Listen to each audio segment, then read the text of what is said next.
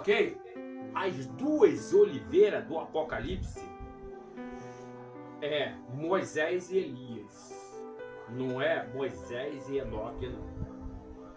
Vai ser Moisés e Elias. Moisés e Elias, que vai comparecer lá em Israel. Eles vão comparecer lá em Israel, né? As duas oliveiras do Apocalipse. Apocalipse, capítulo 11. É 11, né? É isso mesmo? Vamos ver que é 11. O livro de Apocalipse, capítulo 11. As duas oliveiras do Apocalipse. As duas oliveiras do Apocalipse. É isso aí mesmo. Ok? Olha lá. As duas oliveiras do Apocalipse. Olha lá. As duas testemunhas. Aqui está dizendo que as duas testemunhas. Mas no outro texto da Bíblia fala as duas oliveiras do Apocalipse, né? Ó, tá aqui, ó. E as duas oliveiras do Apocalipse, tá? Eles vão comparecer lá pregando lá em Israel, tá? Aquela guerra que está acontecendo lá em Israel, lá, eu sei por que está acontecendo lá. Está acontecendo por quê? Porque realmente tem que ter guerra lá em Israel. Por quê? Porque o anticristo, ele vai aparecer lá. O governador mundial. Ele é o homem do pecado, né? Ele é apostasia. Sabe o que significa apostasia? Apostasia é aquele que desvia você da verdade. Apostasia é o que desvia você da verdade. Apostasia, a verdade é essa, né? Apostasia. Ele é o homem do pecado. Ele é o anticristo. Ele é o falso profeta. Ele é o enganador, tá? Então ele vai aparecer lá, tá? Então, irmão, não está muito longe não. Ele está aí no nosso meio. A gente não sabe quem é. A verdade é essa. A tribulação vai acontecer no período do arrebatamento. Porque vai ter que ter a tribulação. Tem a grande tribulação no período do arrebatamento da igreja. De um olhar e piscar de olho. Vai sumir todo mundo. Vai desaparecer todo mundo. Avião vai cair, o helicóptero vai cair, o mar vai se fundear. Ouviu? Então, aí a grande tribulação já está aí. Os sinais já estão aí, né? Os sinais de guerra, tremor de terra, vulcão se abrindo, a lavra subindo, tornado, tufão, né, de tsunami, que está acontecendo aí para fora aí já, lá na China, em outro lugar por aí, que está lagando tudo. Então isso aí é cumprimento da palavra de Deus. Que a Bíblia fala que Deus se ira todo dia. Todo dia Deus está se irando. Todo dia Deus se ira. A ira de Deus só está sobre a face da terra. Está escrito na Bíblia ali. A ira de Deus está sobre a face da terra. Tá? A ira de Deus está sobre a face da terra. Ninguém está pregando a verdade. Ninguém está vivendo a verdade. Eu não vi nenhum pastor semelhante como o Senhor Jesus aqui na terra. Eu não estou para ver. Tá? Não tem e não estou para ver. Porque o meu Senhor eu conheço num partir do pão. Eu conheço num partir do pão, né? Porque as pessoas agora, a Bíblia fala lá, a Bíblia fala no livro de 1 Coríntios, capítulo 11 e 23. Acho que é 23, 11, né? Que fala sobre da Santa Ceia. Mas eu não estou vendo eles fazendo conforme está escrito na Bíblia, né? Primeira coisa, a Santa Ceia é para ser pão asmo. É para ser pão asmo. Mas estão usando pão de outro jeito. De outro jeito. Pão asmo. Pô, você agora tem canal no YouTube agora. Você mesmo faz o seu pão asmo em casa.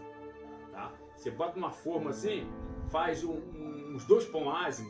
Dá muito bem para poder cear dentro da igreja.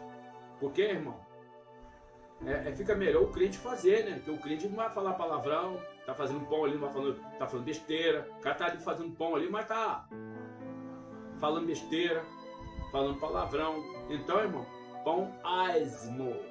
É pão asmo. E a Bíblia fala, esperar um pelos outros.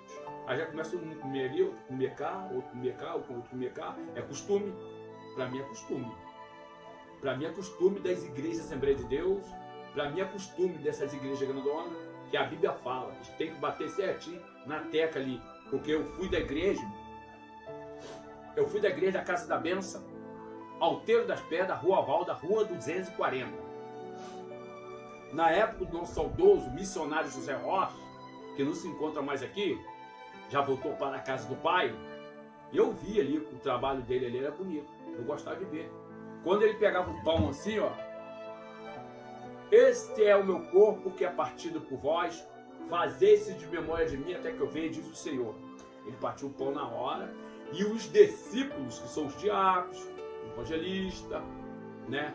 Tinha pastores também, eis que entravam no corte, cortando. E tudo na limpeza, tudo na higiênica. Não tinha nada na mão, não. Tudo na higiênica ali. Viu? Hoje em dia, as igrejas em dia tá tudo de qualquer jeito, de qualquer maneira. Não estão usando mais pão ázimo, né? Não estão esperando um pelos outros. Um já come lá, já na frente um do outro. Não espera o outro, não espera se todo mundo ceia tudo junto, né? Ficar melhor.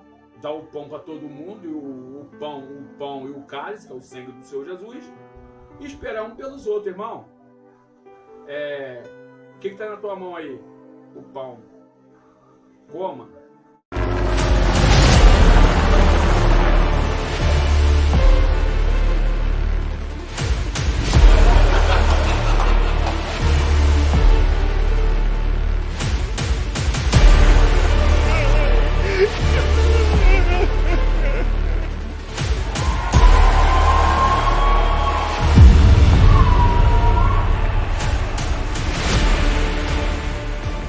Em uma noite escura sobre Jerusalém, o céu se rasga como nunca antes.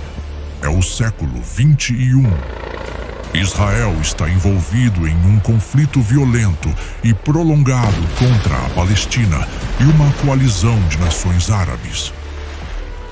Sirenes soam incansavelmente, drones zumbem sobre cidades e orações desesperadas se misturam ao rugido dos mísseis. O mundo inteiro prende a respiração.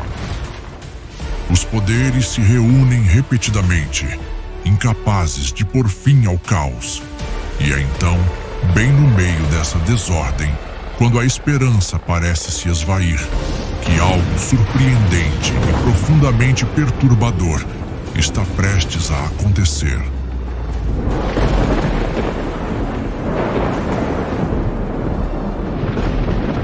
É uma noite sem lua. As nuvens, densas e tempestuosas, serpenteiam sobre a cidade como se escondessem presenças invisíveis. Relâmpagos cortam o céu sem deixar cair uma única gota de chuva. Em uma casa elegante, mas discreta, no bairro ultra-ortodoxo de Meia Shearim, Miriam Mebat luta contra as contrações, auxiliada por uma parteira idosa com mãos trêmulas, mas sábias. Seu marido, Zevad Ben-Nur, um rabino profundamente respeitado e descendente direto da tribo de Judá, reza com fervor intenso. Ele recita salmos com tanta paixão que parece tentar rasgar o próprio véu entre o céu e a terra. E é ali, naquele cenário sagrado e assombroso, que Miriam Mebat traz seu filho ao mundo, uma criança que não chora ao nascer. Em vez disso, abre os olhos. Os presentes ficam paralisados. Nunca viram um olhar assim, tão doce, tão sereno, tão profundamente envolvente. Sua beleza é de tirar o fôlego. Seu rosto parece esculpido pela própria mão do céu. Uma calma inexplicável preenche o ambiente quando você olha para ele. A criança se chama Adiel, um nome hebraico que significa Deus é justo. As redes sociais não mencionam isso, nem os jornais. Seu nascimento passa despercebido.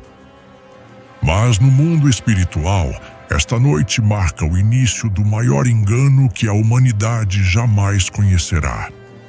Porque esta criança, nascida numa família temente a Torá, em meio às cinzas de uma guerra sem fim, não está destinada a ser uma salvadora, mas uma usurpadora. Adiel cresceu cercado de profunda sabedoria. Antes dos 10 anos, já dominava hebraico, aramaico, grego, inglês, espanhol, árabe e uma grande variedade de outros idiomas. Desde muito cedo, ele se dedicou fervorosamente ao estudo do Talmud, dos textos cabalísticos e dos antigos discursos dos profetas de Israel. Ele é ensinado pelos mais proeminentes estudiosos do judaísmo contemporâneo e cuidadosamente protegido por círculos de elite que o consideram um prodígio sem precedentes. Desde a adolescência, Adiel desperta admiração por onde passa. Sua inteligência parece sobre-humana. Seu carisma tem um efeito quase hipnótico, e ele possui uma estranha e poderosa habilidade de reconciliar pessoas de ideologias completamente opostas. Sua mera presença une o irreconciliável. Ninguém consegue explicar como ele faz isso. Sabem apenas que, diante dele, surge uma profunda admiração difícil de ignorar. Todos os sábados, seus pais o levam devotamente ao Muro das Lamentações. Eles o apresentam como um modelo de pureza, um jovem devoto à Torá. Os anciãos do Sinédrio moderno olham para ele com respeito solene, como se sentissem nele uma centelha sagrada.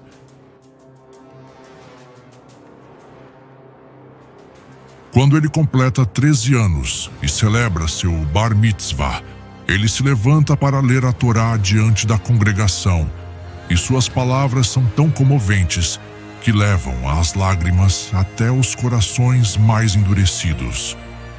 Mas enquanto ele estava lendo, um trovão sacode os céus, mesmo que o céu esteja completamente limpo.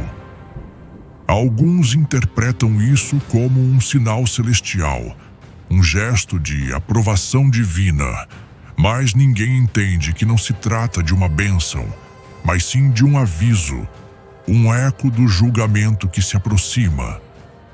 E assim os dias passam. Enquanto isso, o conflito entre Israel e as nações árabes se intensifica com fúria incontrolável. As tensões são constantes, as fronteiras estão em chamas e a diplomacia parece morta. Em meio a esse clima hostil, os rabinos mais influentes de Jerusalém levantam suas vozes em clamor.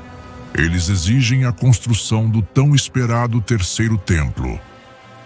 Com profunda convicção e lágrimas nos olhos, eles tentam entrar no monte do templo, o local sagrado onde ficavam os 2 primeiros templos de Salomão e Zorobabel, mas a resposta do mundo muçulmano é imediata e violenta.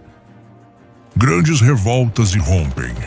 A montanha sagrada volta a ser um campo de batalha, símbolo de uma guerra que não é apenas política, mas também espiritual.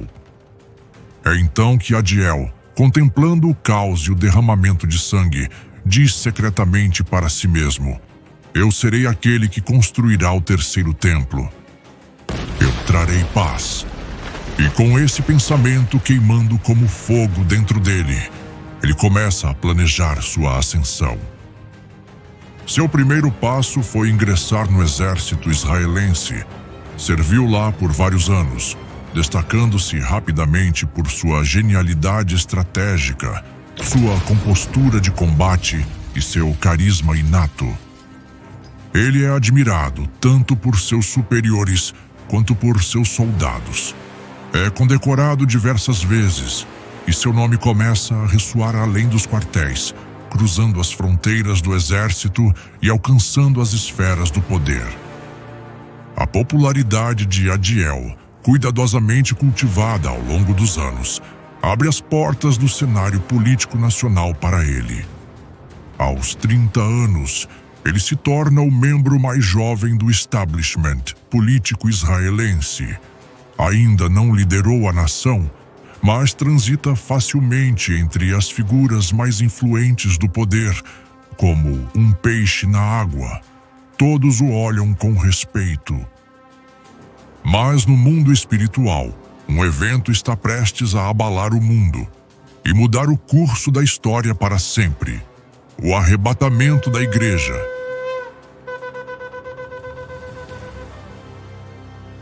Num piscar de olhos, milhões de cristãos fiéis desaparecem da face da terra. Famílias inteiras são desfeitas, aviões caem do céu, carros saem do controle, escritórios e escolas ficam vazios. O mundo está mergulhando em um caos sem precedentes. O desespero toma conta das ruas. A ciência não tem explicação. Os governos permanecem em silêncio. A mídia especula, mas ninguém sabe o que aconteceu. É como se um véu divino tivesse se rasgado e a humanidade tivesse ficado para trás. Israel, que até agora conseguiu se manter apesar do conflito, está sendo duramente atingido. A incerteza toma conta de seu povo. Rabinos buscam respostas, políticos debatem sem rumo. O povo exige direção, mas nenhuma voz consegue acalmar a tempestade.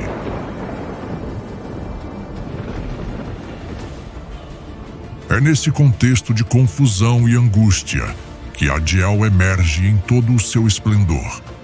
Com seu carisma habitual e eloquência aparentemente sobrenatural, ele se dirige à nação com palavras de paz, esperança e reconstrução.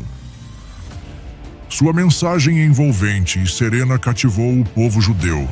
Em poucos dias, e sem alternativa disponível, ele foi proclamado líder supremo de Israel. A multidão o aplaude. Os noticiários o declaram o homem do momento. Mas por trás daquele sorriso brilhante está o início da grande farsa. Ao lado de Adiel, surge outro personagem. Um homem idoso, de rosto solene e barba branca, um estudioso da Torá, conhecido nos círculos rabínicos por seu